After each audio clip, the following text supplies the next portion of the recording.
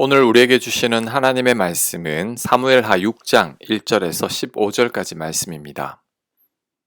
1절 다윗이 이스라엘에서 뽑은 무리 3만 명을 다시 모으고 다윗이 일어나 자기와 함께 있는 모든 사람과 더불어 바알레 유다로 가서 거기서 하나님의 궤를 메어 오려 하니 그 궤는 그릇들 사이에 좌정하신 만군의 여호와의 이름으로 불리는 것이라. 그들이 하나님의 궤를 새 수레에 싣고 산에 있는 아비나답의 집에서 나오는데 아비나답의 아들 우사와 아효가 그 새 수레를 모니라.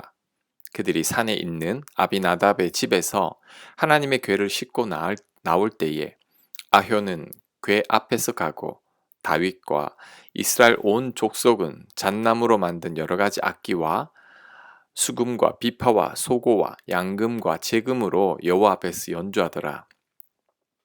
그들이 나곤의 타작 마당에 이르러서는 소들이 뛰므로 우사가 손을 들어 하나님의 궤를 붙들었더니 여호와 하나님의 우사가 잘못함으로 말미암아 진노하사 그를 그곳에서 치시니 그가 거기 하나님의 궤 곁에서 죽으니라. 아멘.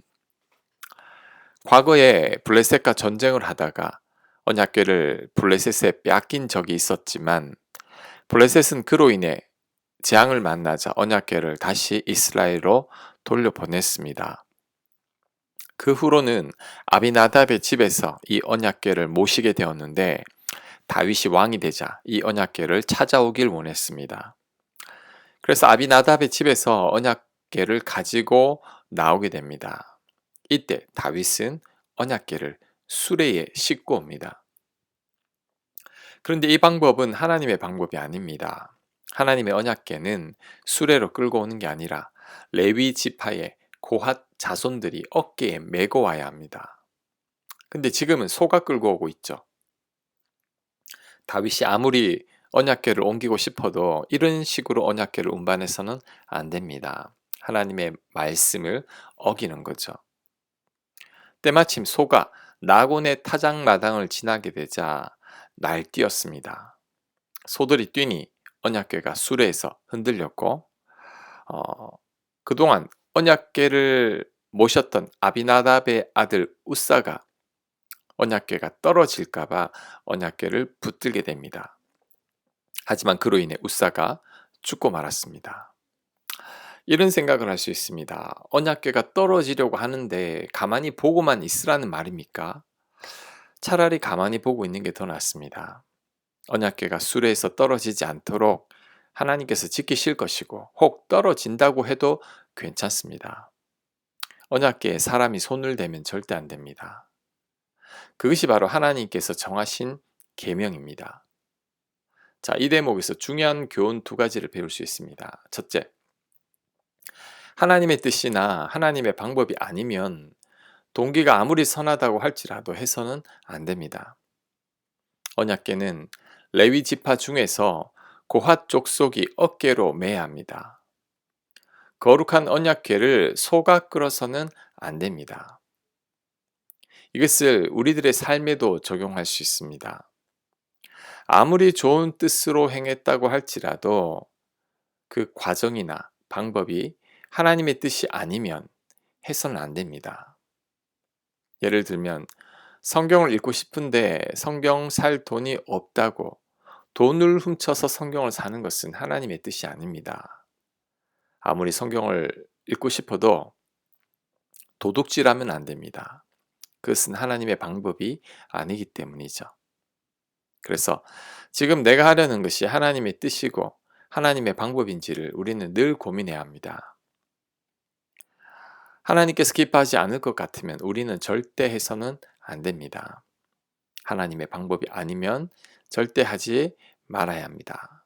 자, 둘째, 우사처럼 교만하면 안 됩니다. 우사가 죽은 것이 억울해 보이지만 사실 우사의 죽음의 원인은 우사의 교만입니다. 아마도 우사는 그동안 자신의 집에 언약궤가 있었으니 자기 집안을 대단한 집안으로 여긴 것 같습니다. 그래서 자신이 인솔하고 있는 거죠. 게다가 레위 지파도 아니고 고앗 자손도 아니면서 수레를 끌고 있습니다. 그리고 아무리 소가 뛴다고 할지라도 어떻게 언약궤에 손을 댈 생각을 합니까? 그 어느 누구도 언약궤에 손을 대지 않았습니다. 언약궤를 이동할 때에는 손을 대지 않기 위해서 언약궤에 있는 갈고리에 두 기둥을 끼워서 이동했습니다. 그런데 우사는 언약궤를 손으로 만졌습니다. 이런 우사의 행동에는 자신도 모르는 교만이 숨어 있었습니다. 그동안 우리 집에 언약궤가 있었으니 내가 언약궤를 운반할 수 있다는 교만인 거죠. 그리고 언약궤를 모시고 오면서 왕과 모든 무리가 즐거워하고 악기를 연주하면서 춤을 춥니다.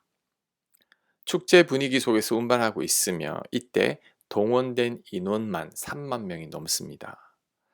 그 행렬 가장 앞에 우사 자신이 서 있으니 스스로를 대단한 사람으로 생각한 것 같습니다.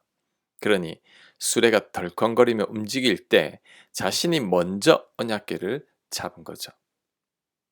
그리고 성경을 보면 알 수 있지만 언약궤가 떨어지려고 했다는 기록도 없습니다.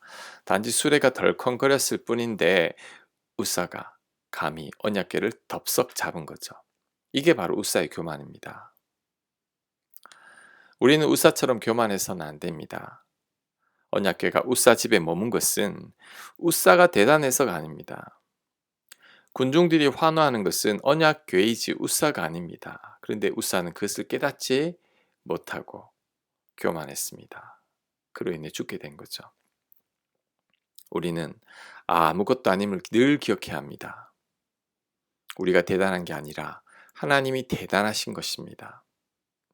스스로를 대단한 존재로 착각해서는 안 됩니다. 우리는 겸손하고 또 겸손해야 합니다. 나의 나된 것은 하나님의 은혜일 뿐입니다. 8절 여호와께서 우사를 치심으로 다윗이 분하여 그곳을 베레스 우사라 부르니 베레스 우사의 뜻은 우사를 치다라는 뜻입니다. 그 이름이 오늘까지 이르니라. 다윗이 그날에 여호와를 두려워하여 이르되 여호와의 궤가 어찌 내게로 오리야 하고 다윗이 여호와의 궤를 옮겨 다윗성 자기에게로 메어가기를 즐겨하지 아니하고 가드 사람 오벳 에돔의 집으로 메어간지라. 여호와의 궤가 가드 사람 오벳 에돔의 집에 석 달을 있었는데 여호와께서 오벳 에돔과 그의 온 집에 복을 주시니라. 아멘. 우사가 언약궤에 손을 대다가 죽자 다윗은 두려워하는 마음으로 언약궤를 옮기는 것을 보류합니다. 그래서 오벳 에돔의 집으로 언약궤를 옮기게 되는데 그로 인해 오벳 에돔의 집이 복을 받았다고 합니다. 이런 오벳 에돔을 볼 때 책임이 힘들지만 그 책임을 감당할 때 후에는 복이 된다는 것을 알 수 있죠. 오벳 에돔의 집으로 언약궤를 옮길 때 오벳 에돔은 분명히 두려웠을 겁니다. 왜냐하면 언약궤로 인해 많은 사람들이 죽었기 때문이죠. 우사도 죽었고 과거에 블레셋 사람들도 많이 죽었습니다. 오벳 에돔도 언약궤로 인해 자신들의 가족 중 누군가 죽을지도 모릅니다. 그러니 언약궤를 모시고 오는 게 두려운 거죠. 하지만 오벳 에돔은 언약궤를 집으로 모셨습니다. 오벳 에돔은 다윗도 두려워서 모시지 못한 언약궤를 자신의 집에 모신 거죠. 하나님 그것을 귀하게 보시고 언약궤를 모시는 3개월 동안 그 집안에 복을 주셨습니다.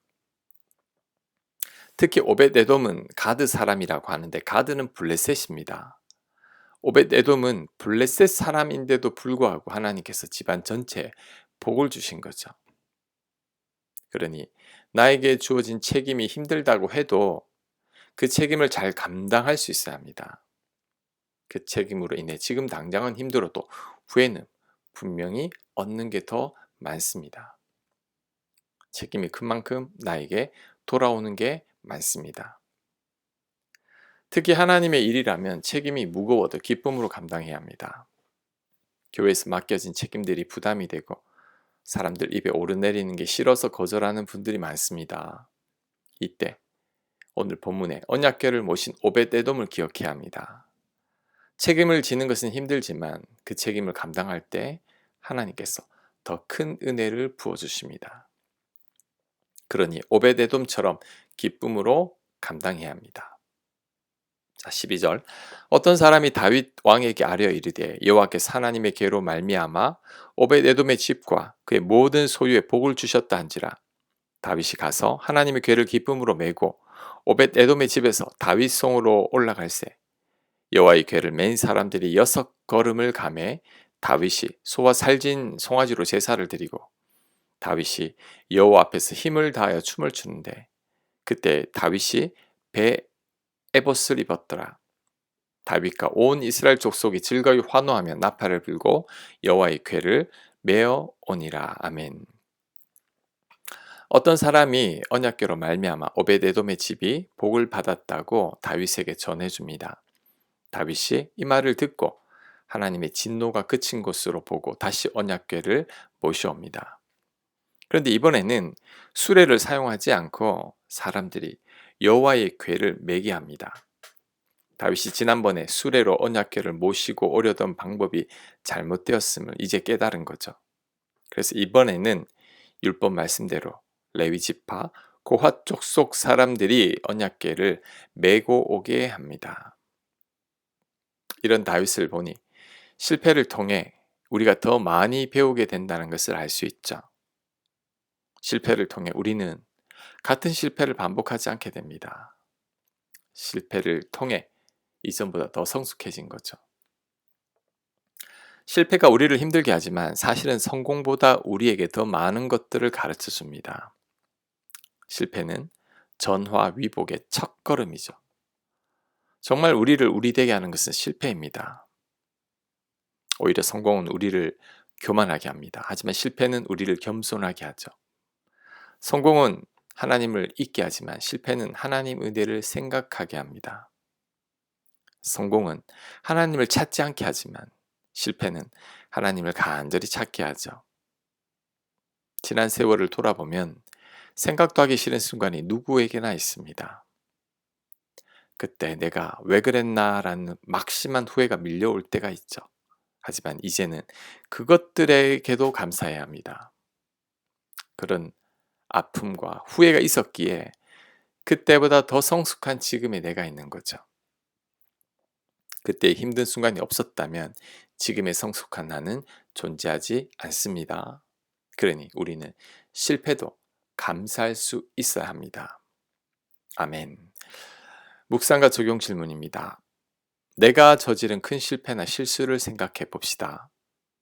하지만 그로 인해 내가 얻게 된 유익에 대해서 생각해 봅시다.